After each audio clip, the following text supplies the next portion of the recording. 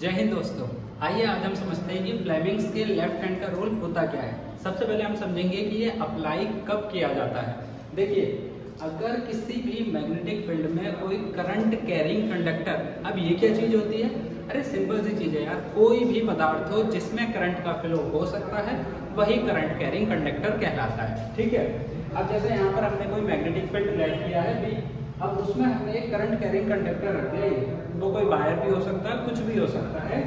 उसकी लेंथ है magnetic field के अंदर कितनी लेंथ है? स्मॉल एल, एंड उसमें फ्लो होने वाला करंट स्मॉल आई, एंड जो कंडक्टर है वो मैग्नेटिक फील्ड के साथ एंगल थीटा बना रहा है। बस अगर आपको ऐसा कहीं दिख जाए कि कोई करंट कैरिंग कंडक्टर किसी मैग्नेटिक फील्ड में रखा है, तब उस कंडीशन में हम फ्लेमिंग्स के लेफ्ट हैंड के रूल को लगाते हैं। लगाते क्यों हैं? अरे मैग्नेटिक फोर्स की डायरेक्शन निकालने के लिए। मैग्नेटिक फोर्स हमें पता है कितना होता है इस कंडीशन में, कितना होता है? Fm बराबर ILV sin थीटा। उसका जो मैग्नीट्यूड है वो हम इस फॉर्मूले से निकालेंगे, लेकिन डायरेक्शन कैसे निकालेंगे? तो आइए समझते हैं। तो देखिए, फ्लेमिंग्स का लेफ्ट हैंड का रूल क्या कहता है? According to this rule, if we open palm of our left hand, अगर हम अपने लेफ्ट हैंड की पाल्म को इस प्रकार से खोलें, in such a way that the thumb and two fingers next to it, if thumb and next two finger of it, means ये वाली दो जो फिंगर्स हैं, ये एंड ये are perpendicular to each other, ये तीनों एक दूसरे के परपेंडिकुलर होनी चाहिए। वो कैसे होगी? देखिए, ये परपेंडिकुलर, ये इसके सामने, ये परपेंडिकुलर होंगे। अब इसको इस प्रकार से खोल देंगे तो ये इसके भी परपेंडिकुलर होगी और इसके भी परपेंडिकुलर हो जाएगी। ठीक है। तो हमें इस प्रकार से खोलना है कि ये तीनों एक दूसरे के परपेंडिकुलर हो, मतलब लंबवत होने चाहिए। तो देखिए, अगर इस कंडीशन में then if the index finger shows the direction of the magnetic field, जो ये इंडेक्स फिंगर है वो किसको रिप्रेजेंट करेगी? मैग्नेटिक फील्ड की डायरेक्शन को। ठीक है। एंड द मिडल फिंगर, ये जो मिडल फिंगर है, shows the direction of the current, ये किसको शो करेगी? करंट की डायरेक्शन को। ठीक। then the thumb will shows the direction of the magnetic force applied on the current carrying conductor, तो ये जो थंब होगा वो किसको शो करेगा? the direction of the magnetic force, अरे जिसको हम फाइंड कर रहे हैं। तो देखिए, हम एक केस लेते हैं। मान लीजिए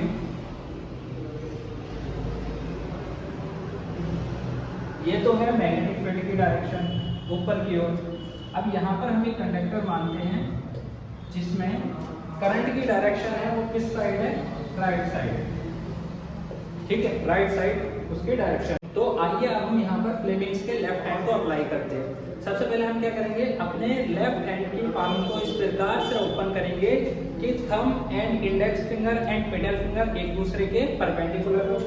तो देखिए, जो करंट की डायरेक्शन है वो किधर है? राइट साइड है। तो ये करंट की डायरेक्शन को रिप्रेजेंट करती है मिडिल फिंगर, तो इसको उधर को घुमा दिया हमने। ठीक है। देखिए, ये अगर इधर को होगी तो हमें देखना है करंट किस ओर बह रहा है, उसमें डायरेक्शन है राइट साइड, चाहे इधर हो, ऊपर हो, इधर हो, हमें तो डायग्राम के अकॉर्डिंग चल रहा है। तो ये जो करंट है उसकी डायरेक्शन है राइट साइड। उसके बाद जो मैग्नेटिक फील्ड की डायरेक्शन है वो किधर है? ऊपर की ओर। तो मैग्नेटिक फील्ड को इंडेक्स फिंगर रिप्रेजेंट करते हैं, तो इंडेक्स फिंगर को ऊपर कर दिया। ठीक है। वो हो गई करंट की डायरेक्शन, ये हो गई इंडेक्स फिंगर की डायरेक्शन। तो ये जो थंब होगा वो किसको रिप्रेजेंट करेगा? The direction of the magnetic force.